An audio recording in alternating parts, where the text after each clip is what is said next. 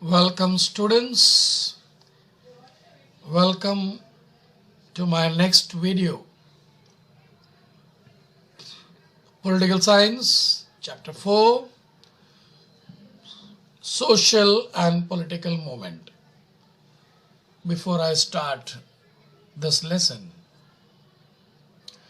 let me thank all my students who are watching my video lecture and encouraging me to make more and more videos for you. I got a special request from few of the students saying that I not only speak in English but also in Hindi. Thank you, students. Thank you for giving me the feedback. You require not only the explanation in English but also in Hindi. So I'll try that in all my coming videos. I will also, along with English, I would like to speak in Hindi so that the people from the Hindi medium could also understand what has been said in the video. Not only that, I request everybody, if you like it, like the video and press the bell button and subscribe it. I request everybody to pass on the link to others, those who really require the video lecture. My dear students, with passing of knowledge, or when you go on distributing knowledge, your knowledge increases. I like to say in Hindi, ज्ञान एक ऐसा चीज है जो आप जितना बांटोगे उतना आप पाओगे. तो जब मैं ज्ञान की बात करता हूं, ज्ञान एक ऐसा चीज है जो कभी चोरी होती नहीं है. वो हमारे पास होता है मरते दम तक. अगर हम पैसा बोले, धन बोले, दौलत, ये सब जो है, हमें डर होता है कि रात को कहीं चोरी करके कोई ना ले जाए. लेकिन ज्ञान एक ऐसा चीज है, जितना तुम बांटोगे दूसरों को उतना आप पाओगे अपनी जिंदगी में. तो मेरे आपसे गुजारिश है कि मेरे वीडियोस को लाइक करें, अपनाएं और उसको सब्सक्राइब करें ताकि हम और भी वीडियो आपके लिए लाएं. चलिए हम अभी हमारे पाठ पर ध्यान देते हैं. So today's topic, let me come to the topic, social and political movements.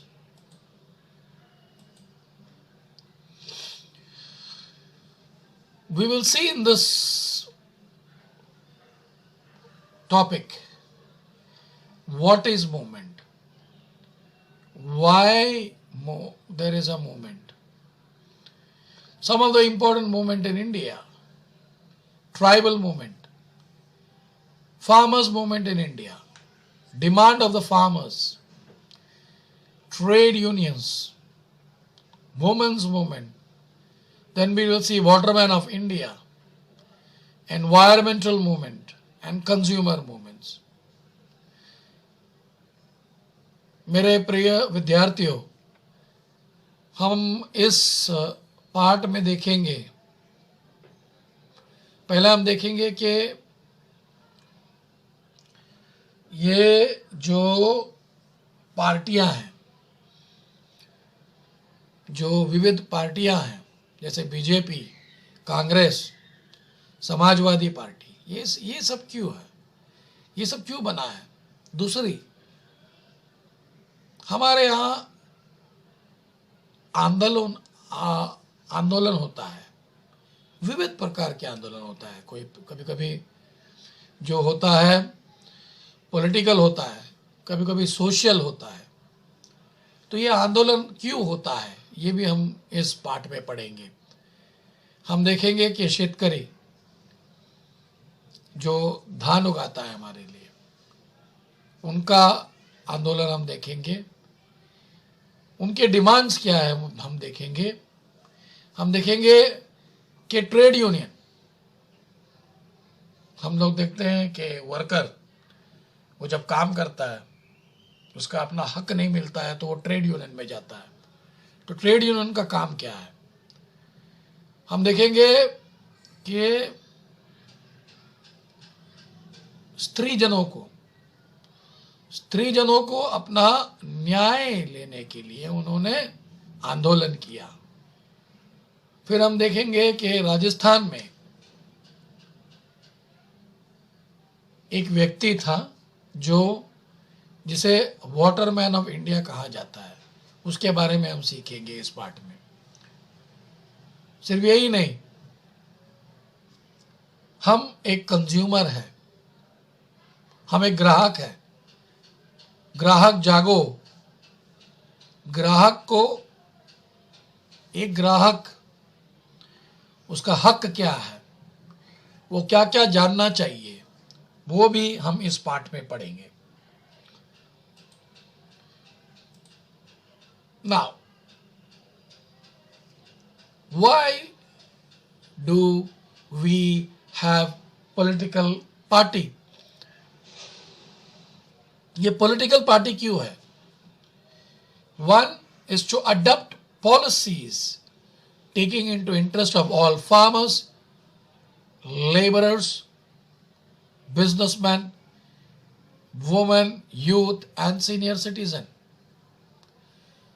Compete for political power, win the elections, try to resolve the problems of the common man, adopt comprehensive perspective. They cannot concentrate just one particular, they have to concentrate on, they cannot just concentrate on one particular issue. Take all the matter into consideration from national perspective and take decision, and expect to organize program for the problems of all section of society. हम इस पाठ में देखेंगे मेरे प्रिय विद्यार्थियों कि क्यों ये पॉलिटिकल पार्टी बनाया जाता है। पॉलिटिकल पार्टी बनाया जाता है पॉलिसी बनाने के लिए, नीति, हाँ, एक एक नीति बनाया जाता है। किसके लिए? हम जैसे लोगों के लिए, स्त्रीजनों के लिए, युवक लोगों के लिए और हमारे सीनियर सिटीजन के लिए। पॉलिटिकल पार्टी है क्यों? वो इलेक्शन लड़ता है, सिर्फ इलेक्शन ही नहीं लड़ता, इलेक्शन लड़के वो पावर में आना चाहता है। जब वो पावर में आता है तो क्या करता है? सामान्य लोगों का, हम जैसे लोगों का जो भी प्रश्न है, उस प्रश्न को वो देखता है। सिर्फ वो ही नहीं, हमारे देश में क्या चल रहा है, देश में जो जो प्रॉब्लम्स है, प्रश्न है, उस प्रश्न का वो निवारण करते हैं और उनका प्रश्न, जो भी उनका जो नीति होती है, जो भी वो पॉलिसी बनाते हैं, वो सभी लोगों के फायदे के होता है। Now what is a movement? A movement is a collective action. People's active participation is expected in this movement.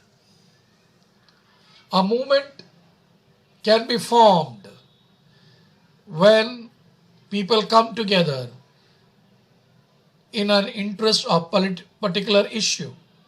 Example, pollution can be a single issue for this movement, can be created. A movement has a particular social objective, focused problem. For example, the movement against corruption aims at ending corruption. हम ये आंदोलन क्यों करते हैं? आंदोलन है क्या? जब लोग इकट्ठा होते हैं और एक साथ मिलकर जो आंदोलन होता है, तब वो आंदोलन को मान्यता दिया जाता है। अब ये आंदोलन हम क्यों करते हैं? हम एक उदाहरण लेंगे। हमारी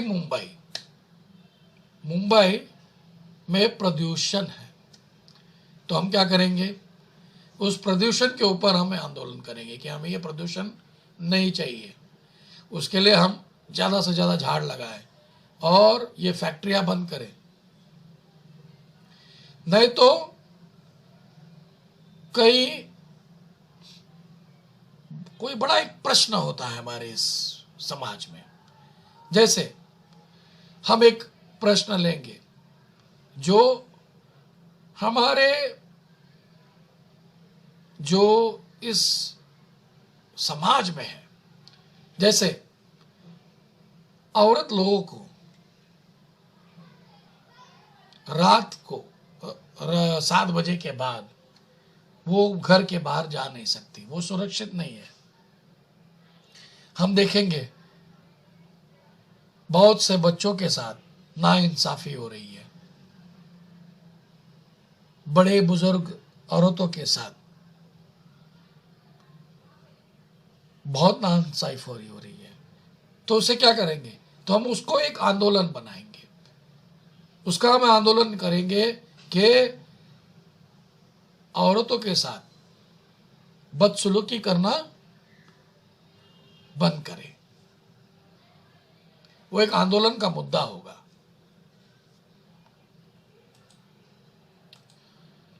Movement have leadership. Leadership keeps the movement active. Objective of the movement, program and action strategy of agitation are decided by its leader. A strong leadership can make the movement effective. Movements have organization. Without an organization, it becomes difficult to follow up the issues. For example, farmers' organization works for farmers. Any movement requires public support. People should feel connected to the issue that is undertaken by the movement. The movement have program of action which helps them to shape public opinion. जब हम आंदोलन की बात करते हैं, अभी हम देखेंगे एक मुद्दा। अभी हम वो मुद्दा लेंगे कोविड-19 का। ये एक मुद्दा है और हमारे सरकार के खिलाफ हम आवाज उठा रहे हैं। महाराष्ट्र में, पूरे देश में यह आंदोलन क्या है कि आप इस कोरोना को हमारे समाज से हटाया जाए। तो क्या है, वहां पे आपको चाहिए एक, ये आंदोलन करने के लिए क्या चाहिए? आंदोलन करने के लिए आपको एक लीडर चाहिए, नेता। एक आंदोलन में नेता बहुत जरूरी है, वो ही सब कुछ आपके लिए मार्गदर्शक है। अगर एक आंदोलन करना है तो आपको एक नेता जरूरी है। सिर्फ नेता ही नहीं, आपको लोगों का सपोर्ट चाहिए। तो जब आपको लोगों का सपोर्ट चाहिए तो क्या होगा, वो किसका काम होगा, यह आंदोलन का लीडर, नेता, वो ही लोगों को ला सकता है। अब ये जो नेता है ये कैसे ला सकता है लोगों को? कुछ ऐसा आंदोलन करो जो लोगों के बीच में एक प्रश्न हो।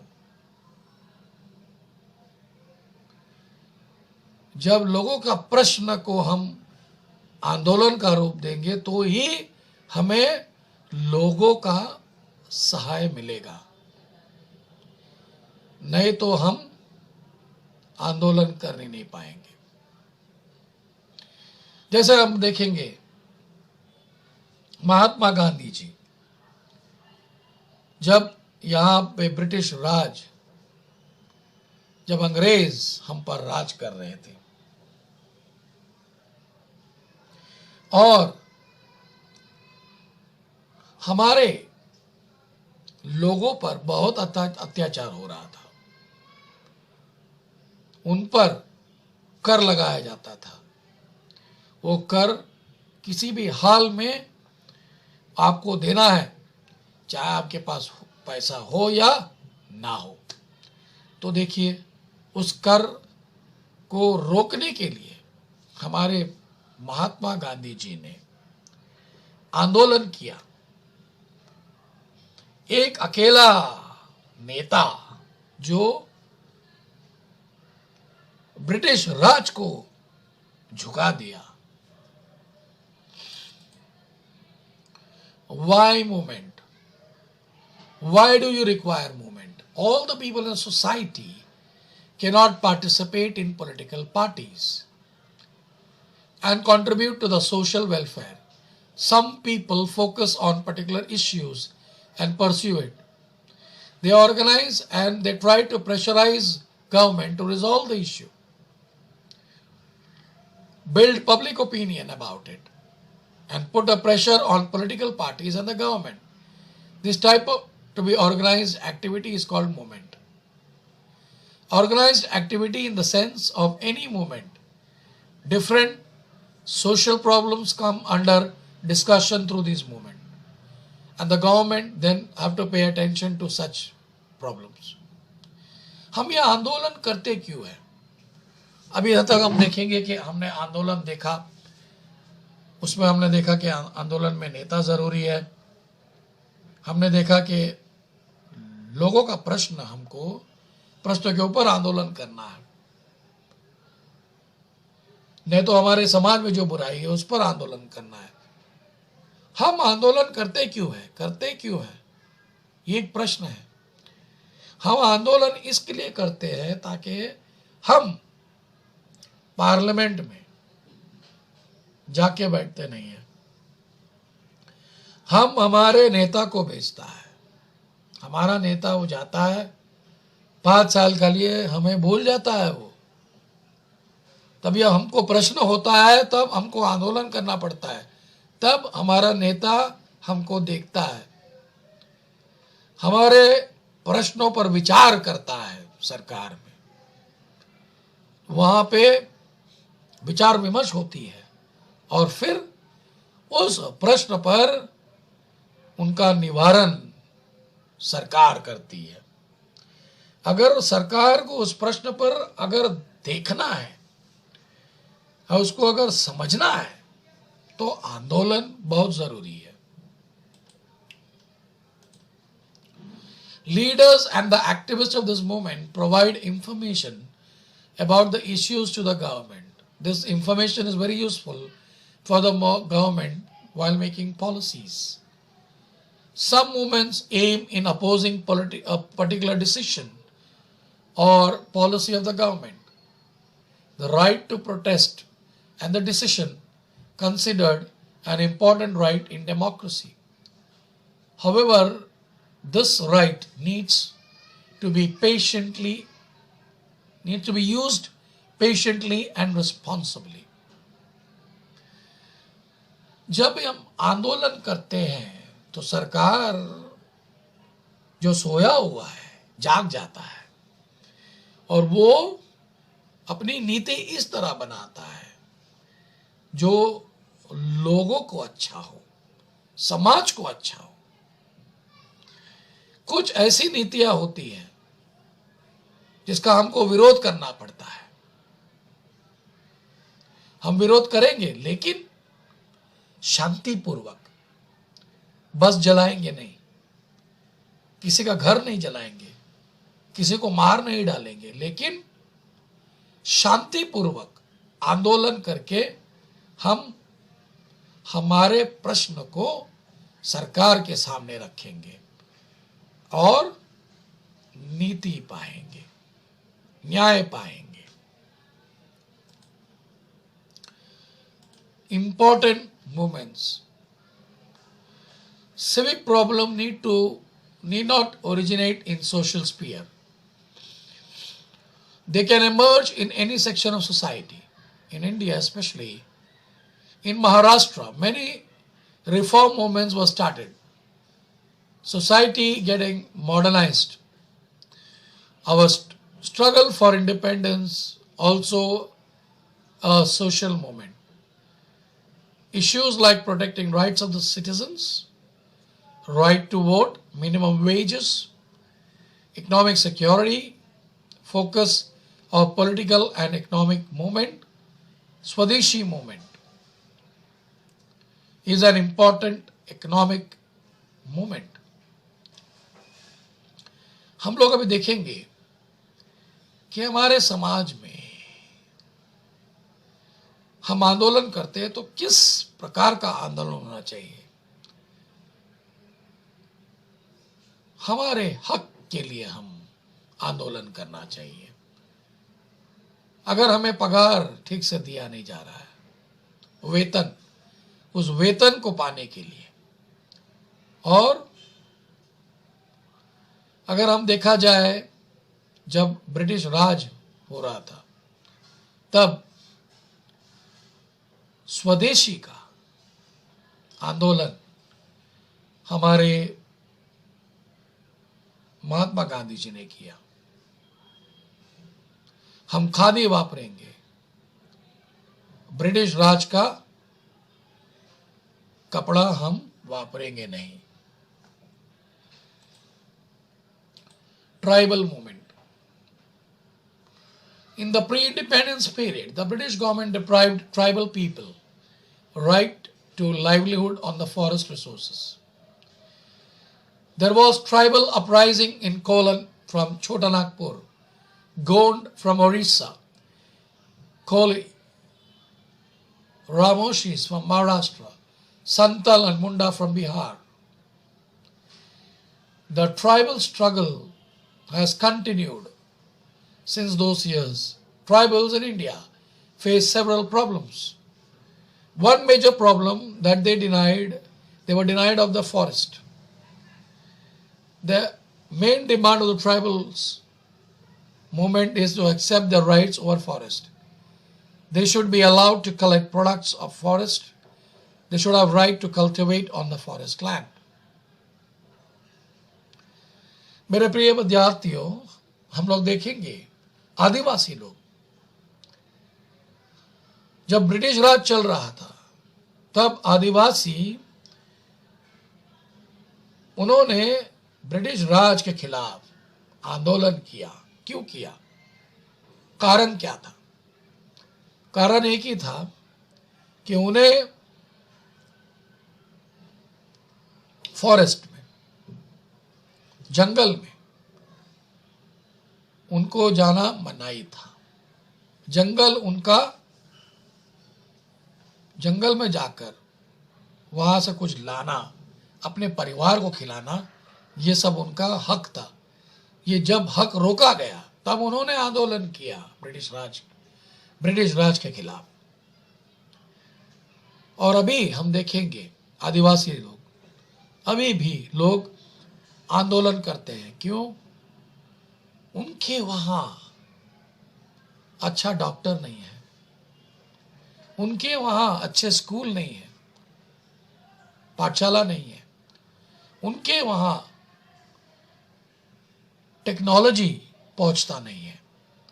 कारण ये सब है। यही कारण वो क्या करते हैं? आंदोलन करते हैं। हमें भी दीजिए, हमारा भी हक है, क्यों नहीं हमको देते हो?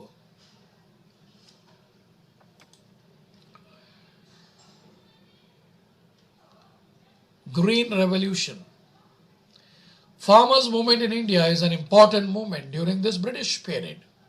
Farmers started getting organized due to anti-agricultural policies of the British colonial government. Some of the farmer movement against revenue collection was held in Bardoli and Champaran.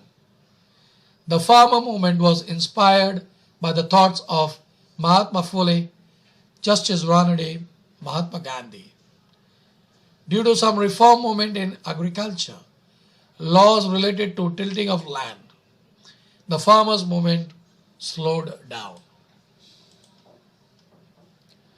After the Green Revolution, farmers' movement became very active and effective.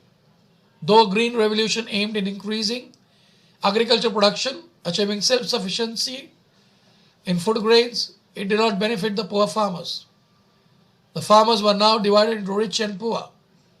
Dissatisfaction among the poor farmers led to the beginning of the freedom movement. Farmers movement. Some of the important organizations in India are Shetkari Sangathan, Bharatiya Kisan Union and All Indian Kisan Sabha. जब हम देखेंगे कि हमारा देश जब तरक्की किया, जब हमारे पास सब कुछ आ गया, लेकिन हमारे जो शेतकरी है दो हिस्सों में बंट गया। एक था गरीब, दूसरा अमीर। जो गरीब था वो जिंदगी में कुछ नहीं कर पाए, अपना खुद का पेट का भी गुजारा वो कर नहीं सकते थे। तब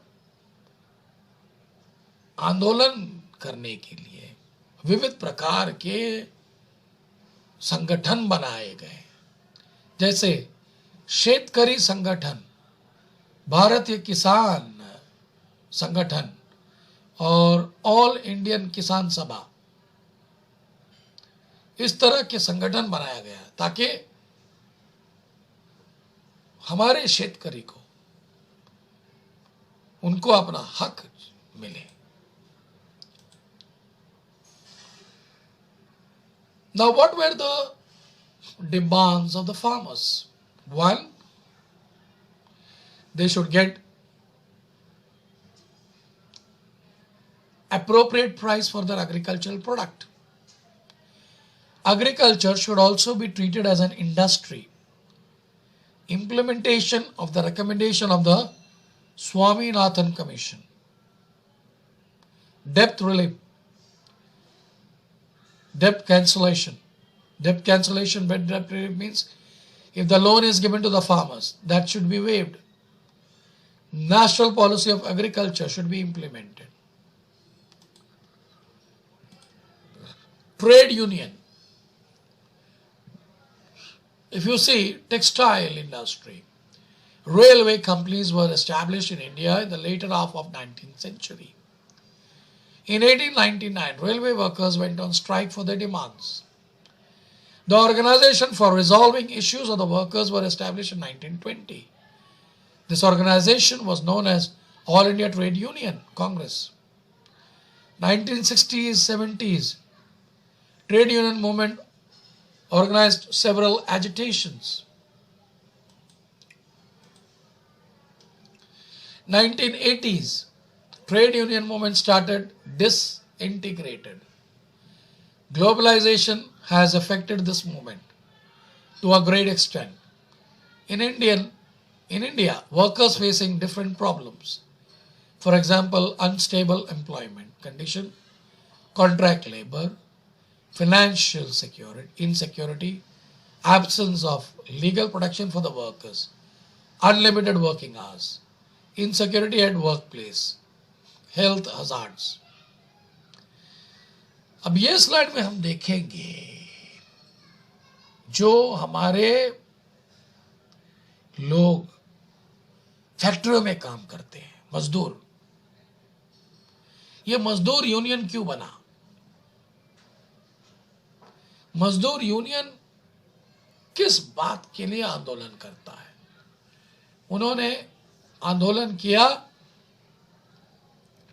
जब लोगों को काम से निकाला गया, जब वो काम पे था, बिना कारण, बिना नोटिस दिए उसे काम से निकाला गया। जो कॉन्ट्रैक्ट में काम करते हैं, जो कॉन्ट्रैक्ट में काम करते हैं, जो उन्हें अच्छा पगार मिलना चाहिए।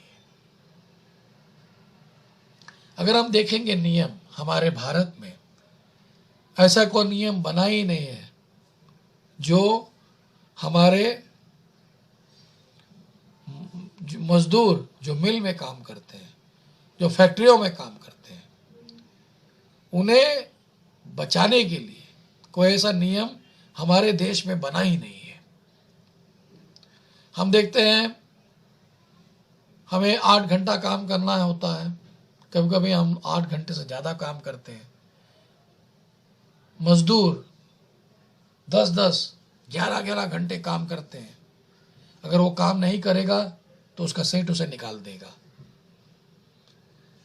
और हमारे मजदूर का सेहत बहुत ज़रूरी है, लेकिन हम लोग देखेंगे कि मजदूर का सेहत का देखभाल कोई नहीं करता।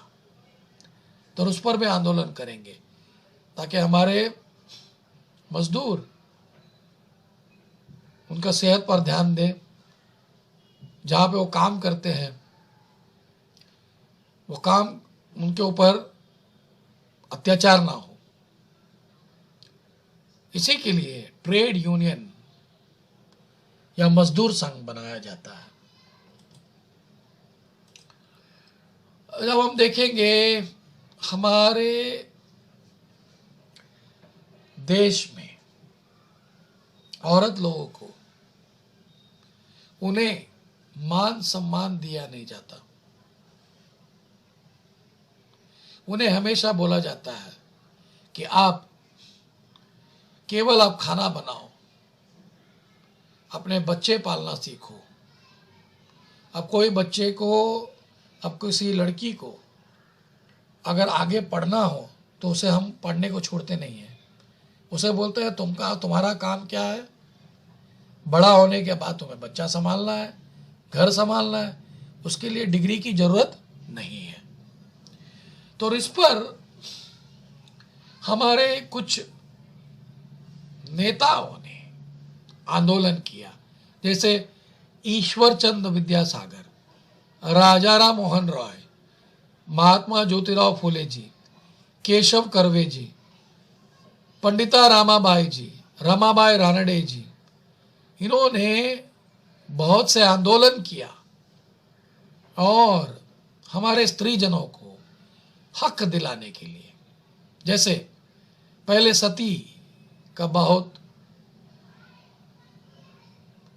हमारे समाज में चलता था, अब सती हम करते नहीं हैं। पहले छोटे बच्चों को अपने, जब वो जैसा पैदा होता है उसे ब्याह कर लेके जाने का एक हमारी प्रथा है हमारे समाज में। वो इसके खिलाफ, ये इस दोनों के खिलाफ ये हमारे नेताओं ने बड़ा आंदोलन किया। और हमारे समाज में विधवा को अच्छे ढंग से देखते नहीं है, तो विधवाओं को फिर से वो अपना घर बसाए और स्त्रीजनों को शिक्षा मिले, उन्हें इलेक्शन में खड़े रहने का और उन्हें वोट करने का उन्हें हक मिलना है। इस सब के लिए हमारे देश में आंदोलन किए। After independence, the Constitution gave rights to women in all fields. In spite of this, women are not treated equally in several fields. During the period, women's movement aimed at women that they should be treated as human beings. In the later period, women participated in great extent against corruption, caste discrimination, religious extremism, and they are aware of injustice against themselves. In India, women's movement is not homogeneous in nature. They are taking up other issues like women's health, social security, financial independence, and empowerment. Today, this movement faces challenge of equal education for women, giving status and prestige as human being. हम लोग अभी देखेंगे स्त्रीजनों को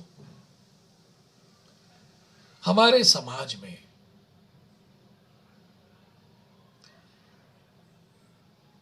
पुरुषों के साथ उन्हें बैठने का मौका देते नहीं है। अभी बोला है कि हमारे संविधान में ये बोला है कि पुरुष हो या नारी, उनका हक एक ही है। कुछ ऐसे कामों में है जहां पे स्त्री जनों को उन्हें मौका देते नहीं है। जैसे पहले था पुलिस में, अभी पुलिस में भी स्त्रीजन है। अभी हम देखेंगे पेट्रोल पंप में भी स्त्रीजन काम करते हैं। अगर हम देखा जाए साउथ में, केरला में, वहां पे स्त्रीजन मैकेनिक का भी काम करती है। अब हम स्त्रीजन को, स्त्रियों को हम अलग नहीं कर सकते। ये नहीं बोलकर कि आप स्त्री हो, अब केवल घर में रहो। अब उनका भी हक है कि वो बाहर आए और पुरुष के साथ बैठ के काम करें। Now we will see the waterman of India, Dr. Rajendra Sinha Rana, who is considered to be the waterman of India. He brought revolution in Rajasthan. He became famous because of his building thousands of johad in Rajasthan. He revived rivers in the desert of Rajasthan. He formed an organization called Tarun Bharat Sangh, which worked for the building of 11,000 johad in hundreds of villages. All over India, he started campaign for water conservation, revival of rivers, forest conservation, and wildlife conservation. His social movement was active for 31 years. He won Stockholm Water Prize, an award known as the Nobel Prize for Water.